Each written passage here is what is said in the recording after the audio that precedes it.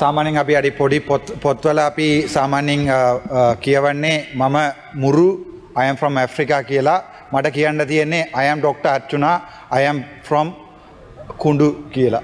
ඒ නිසා ශ්‍රී ලංකා කියලත් කියන්න ලැජ්ජා වෙලා තියෙන්නේ අපේ ජනාධිපතිතුමාගේ කතාව.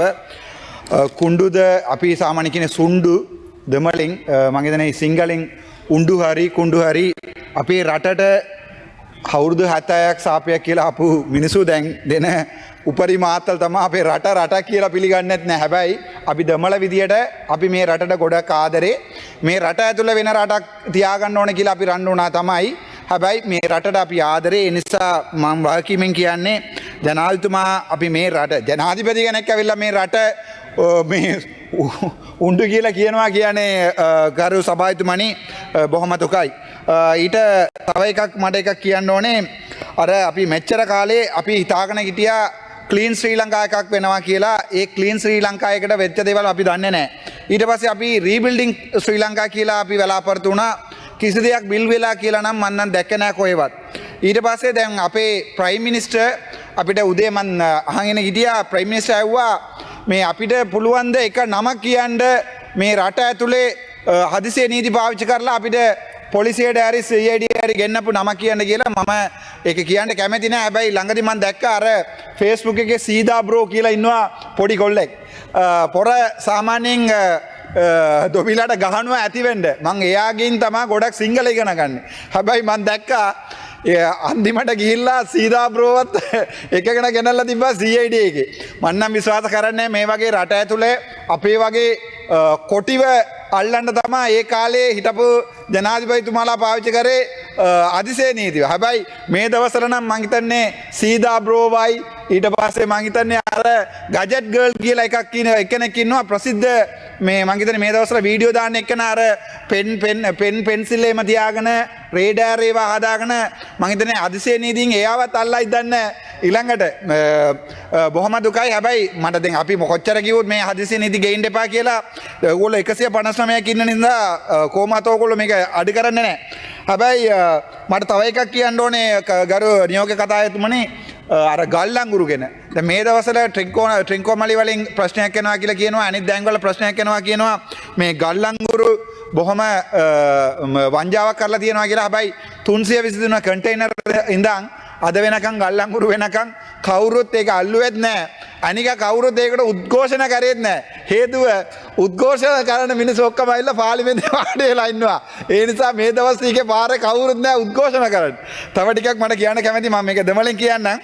கௌரவ ப்ரொஃபசர் அவர்களே, அண்மைய தினத்தில் நான் பார்த்த நான் கிளங்கன் வைத்தியசாலையில் ஒரு 23 வயது பெண் ஒருவர் இறந்த பின்னர் மோச்சுவரியில் வைக்கப்பட்டிருக்கின்ற போது அங்கே வேலை செய்த 3 பேர் அந்த இறந்த பெண்ணினுடைய உடலங்கள் மீது பாலியல் சேட்டைகள் செய்திருக்கிறதாகவும் தகாத உறவுக்கு உட்படுத்தி இருக்கிறதாகவும் அவருடைய சகோதரர்களும் அவர்களுடைய குடும்பத்தாரும் அண்மைய தினங்களில் நான் அதாவது வந்து ஹட்டனில் இந்த விடயங்கள் நடந்ததாக நான் இந்த விடயத்தை தான் நான் கிட்டத்தட்ட ஒரு வருடம் 4 மாதங்களுக்கு முன்னம் சொன்னான். சாவச்சேரி ஆதார வைத்தியசாலையில் வைத்தியர் இந்திரகுமார் என்பவர் இதே வேலையை தான் செய்கிறார்.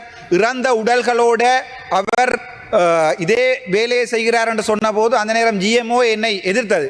GMO என்னை எதிர்த்து என்ன செஞ்சது? என்னை வைத்தியசாலையை விட்டு துரத்த வழிகிட்ட இதே சம்பவம் ஜாழ்ப்பாணம் வைத்தியசாலையில் நடக்கின்ற போது, ஜாழ்ப்பாணத்திலே உடல்கள் வெட்டப்படுகின்ற போது அதை வேணுமென்று தாமதித்து சாவச்சேரி வைத்தியசாலையில் இருந்து ஜாழ்ப்பாணம் அனுப்பி 4 நாள் பிரணவன், அது பிரணவன் வைத்தியர் பிரணவனாக இருக்கட்டும், வைத்தியர் இந்திரகுமாராக இருக்கட்டும், வைத்தியர் மயூரதனாக இருக்கட்டும், இறந்த பிணங்களிலும் உழைக்கிறார்கள் என்பதை மனச்சாட்சி இல்லாத ஒரு காரணத்தால்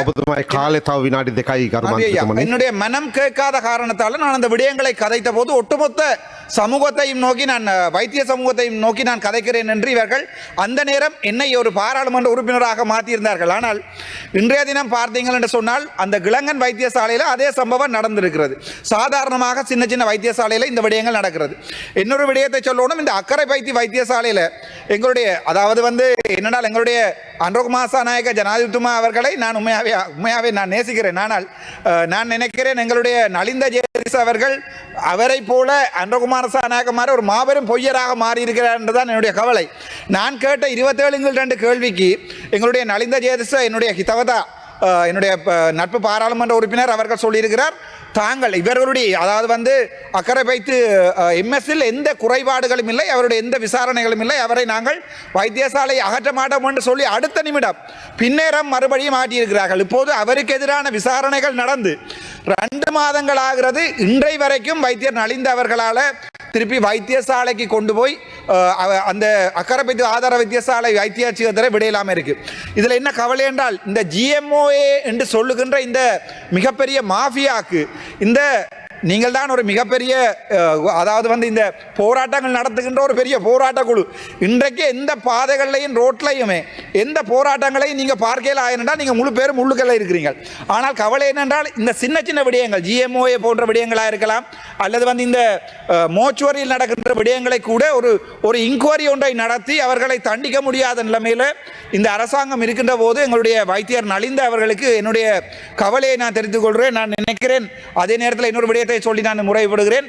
எங்களுடைய வடமராட்சியில் இருந்து 2 மீனவர்கள் தற்சமயம் வந்து இந்தியாவிலே தஞ்சமடைந்திருக்கிறார்கள். அதுக்கு கூட எங்களுடைய கடற்துறை அமைச்சர் சந்திரசேகர் அவர்கள் எந்த பதிலையும் இந்த பாராளுமன்றத்தில் சொன்னதாக தெரியவில்லை. அதே நேரம் நேற்றைய தினம் நடந்த அந்த மாதா கோயில் ஒன்றுக்கு கப்பல் போகின்ற போது இன்றைய தினம் யாழ்ப்பாணத்திலே 3 மரணம் அடைந்திருக்கிறார்கள். ஆகவே இந்த விடயத்தையும் சற்று ஆழமாக பார்க்கும்படி. செய்திகளை உடனுக்குடன் தெரிந்து கொள்ள உடனே சப்ஸ்கிரைப் பண்ணுங்க.